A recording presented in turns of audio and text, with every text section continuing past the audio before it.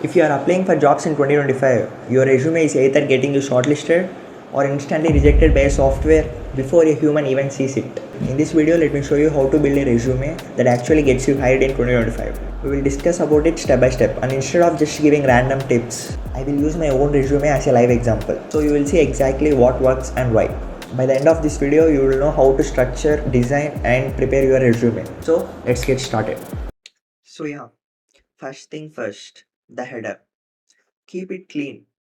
Your full name, role or title or email address and phone number. And some professional links like LinkedIn or portfolio. So notice in my resume, I have written full stack and software developer. This instantly tells recruiter what I do. Don't just write student or fresher. Show your target role.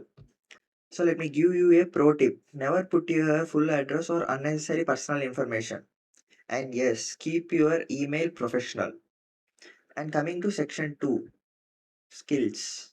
This is where ATS software looks for keywords. See how I divided mine into programming, languages, frameworks, tools, and technologies. That's how you should structure it. Recruiters love scannable and bullet point formats. If you just dump everything in one line, it gets messy. So group them properly and make sure the skills you list actually make the job description. Now let's come to section 3, education. As a fresher or student, this matters a lot. In my resume, I have kept it simple and clear. Degree, college, graduation year, and your CGPA.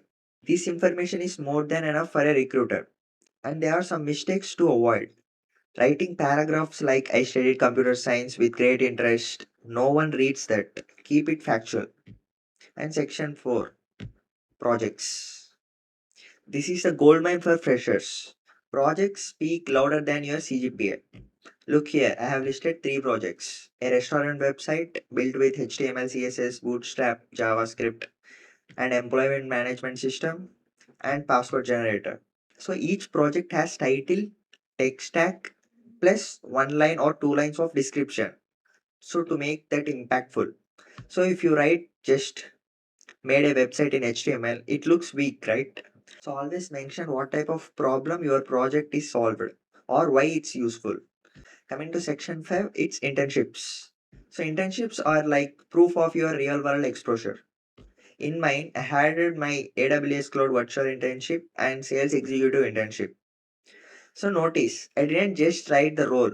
I also wrote what I actually did. That's important. Recruiters don't care about your title. They care about your contribution.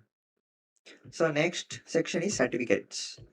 Certificates are like credibility boosters. Here I have added Java full stack development, web development, Pro, and growth mindset. You can add whatever you want. And don't overload this section with 10 or 20 certificates. Pick the most relevant ones and the most important ones. And the section 7 is achievements. For me, that includes top academic performance, and as an interest and passion about photography, I also mentioned Shutterstock photography approval and running a YouTube channel. And this is where you are actually stand out as a person, not just as a coder. So employers love well-rounded candidates. Section 8 is nothing but languages and format tips. So keep it one page unless you are very experienced. Use a professional font like Calibri, Arial and Times New Roman. And keep consistent spacing and bullet points like I have mentioned here. And avoid fancy colors. Black and white is more than enough for the professional resume.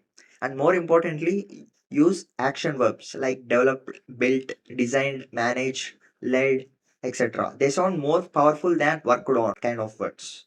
And section 9 is more important, ATS optimization.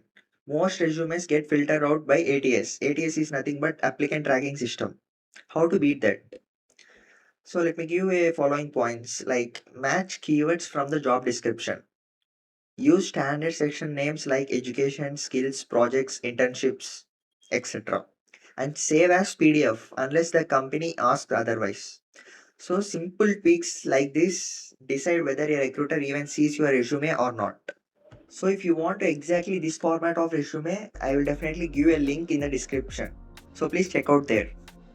You can actually edit this resume using HTML code. So it is very simpler process. If you are sit for around 30 minutes to 1 hour, you can definitely build your resume. So this is all about my resume. So that's how you create your resume that actually hired in 2025. Remember, your resume is your first impression, not your autobiography. So keep it short, clear and impactful. If you found this video helpful, drop a comment with your resume questions so I can answer your questions. And yeah, don't forget to subscribe. Thank you. See you in the next one.